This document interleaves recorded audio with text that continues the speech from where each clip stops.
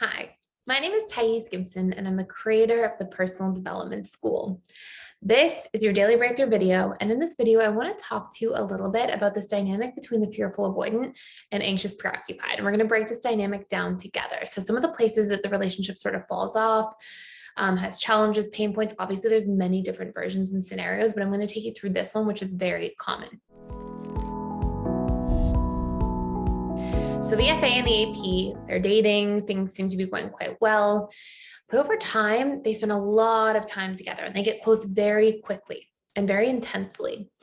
And then the fearful avoidant starts to feel like they're losing their sense of self. So suddenly the fearful avoidant is pulling away. Then the AP can't really understand what's going on, gets frustrated, which only causes the FA to pull away more. And eventually the FA either reemerges and comes back and doesn't really account for or reassure or validate the anxious preoccupied person, but they sort of pick up from where they left off, or the fearful avoidant and anxious preoccupied just trail off and the relationship sort of comes to a standstill, if not an end, especially if this is taking place early, like in the dating stage of a relationship. So what's really happening here? What's going on and how can we break this down from each individual's perspective? Well, what often starts out by happening in the fearful avoidant and anxious preoccupied relationship is they make each other feel very seen, and both tend to really value depth of connection, presence, care, validation, and the FA and AP both tend to give each other a lot of this in that early dating stage. However, the fearful avoidant is somebody who tends to need to unplug more than the anxious preoccupied. They tend to need that time to themselves. They sort of go into their avoidant side, and they do have an emotional bandwidth that only they can fill up at times just by like unplugging or getting their own needs met from creature comforts, or, even though that may not properly recharge them, it tends to be a subconscious comfort zone for them in the very least. And so what often takes place is this relationship can start off going great, and then the fearful avoidant starts feeling like they're overextending themselves and they feel the need to pull back. And fearful avoidants tend to also be very big at giving in the dating stage. They will give a lot. They'll be really present. They'll care a lot. They'll really extend themselves out there despite their own boundaries and their own needs. And they often won't talk about them. The anxious preoccupied tends to more exclusively get their needs met from romantic partners. So they will feel when somebody pulls away from them, they won't be like, oh, great, this is my opportunity to unplug it as well and to recharge and spend time alone or with my friends or catch up on these other areas of my life. They'll tend to start panicking and they'll become hyper-focused and often ruminate about their relationships relationship to the fearful avoidant, which will then put this relationship dynamic in a situation where the FA needs to recharge. They'll pull back, and then the AP will tend to come closer and sometimes express upset or blame or frustration. Now, the fearful avoidant will often internally feel like, well, I've just been giving you so much of my time and energy and effort. Like, is this not enough for you? Do you not see you're demanding more? And fearful avoidants tend to have a big wound or set of triggers around feeling like people are expectant of them, pressuring them, taking advantage of them or their time, wanting to just expect or take too much from them. And this will be extremely triggering for the for the fearful avoidant person.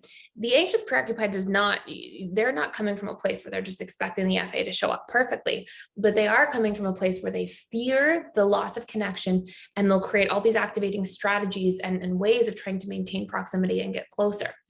And so the AP will often express their hurt, their frustration. The FA will feel more overwhelmed, like you're putting more on my plate. And what the FA doesn't realize that's really important in here for them to see is that in this process, they feel unseen, unheard, misunderstood.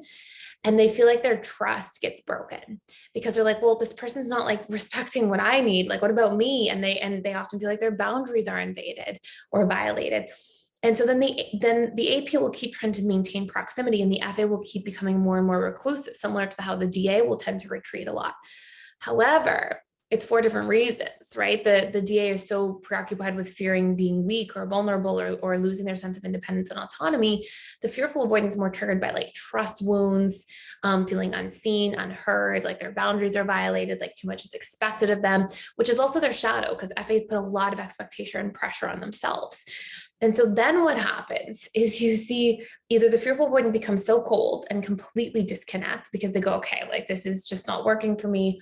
And they'll seemingly just drop off the face of the earth, which is really hard for the AP because the FA and AP prior to that were obviously super connected the vast majority of the time in that dating stage. Or the FA will reemerge after time, but not feel like things are worked through. And part of this is because they haven't consciously recognized their own part. Like they don't usually realize how they're actually feeling consciously. So they don't have room to say like, hey, I just need more time than you do to recharge. I just need time alone sometimes. And I need you to understand that and be okay with it a little bit. And when you don't, I feel like you're just pressuring me or expecting a lot from me, or, taking advantage of my time and not appreciating all that I am putting into the relationship. And so this mismatch will really feel like a betrayal to the fearful avoidant, which is in the DA version of this anxious avoidant trap. You'll see they feel more of a fear. So how we resolve this is by each person in the situation being able to understand their own part, what's going on inside of them, convert those feelings into words, learn to express them in healthy ways, learn to not personalize each other's patterns. Like when the AP comes closer to the FA, they're not trying to like hurt them, and they're not trying to say, oh, I don't respect you or care about you, or I want to invade your boundaries and I don't care about what they are. They're just coming from their own place of panic and personalizing the FA's actions, and then trying to, mitigate the potential challenge in the relationship because they're fearing abandonment. And the FA is then receiving it as like, you're not paying attention to my boundaries. You don't see me. I can't trust you. But that's not what's happening. And both of them are really in this deep misunderstanding with one another. Now, this is one of many, many different situations. And I'll tell you another couple steps, like things that are really important to get out of. But if you want to do a really deep dive, I have so much in the Fearful, Avoidant, and Anxious Preoccupied course. It's about a 3-hour course, I think 3 and a bit hour course. You can definitely get through in like a week or so, and you can check it out for free for 7 days. And it has all of the different dynamics of like this relationship, what it looks like, what the core wounds of each attachment style are, how you can get out of it, the action steps, ways of specifically communicating to each other's core wounds, setting boundaries, reprogramming the wounds that come up for one another, understanding each other and having statements to bridge that gap. So you can feel like despite these problems and challenges, you have like an actual roadmap for how to deal with them and move through them and really support each other in healing, so that you can thrive and stay connected and keep things on the right track without losing your sense of self in the process. So anyways, the major themes at a high level are that you have to learn what your core wounds are and what your primary and secondary trigger patterns are within each other, like which of your core wounds just so happens to trigger your partner's core wounds and vice versa. And then how you can talk about these things in a way that becomes solution oriented, discuss what you need instead, understand each other's perceptions of the experience so that you're not taking each other's actions so personally. And through being able to convert our negative feelings into words, express them in a healthy way, communicate our needs, and then show up and create supportive strategies to move through these things with each other.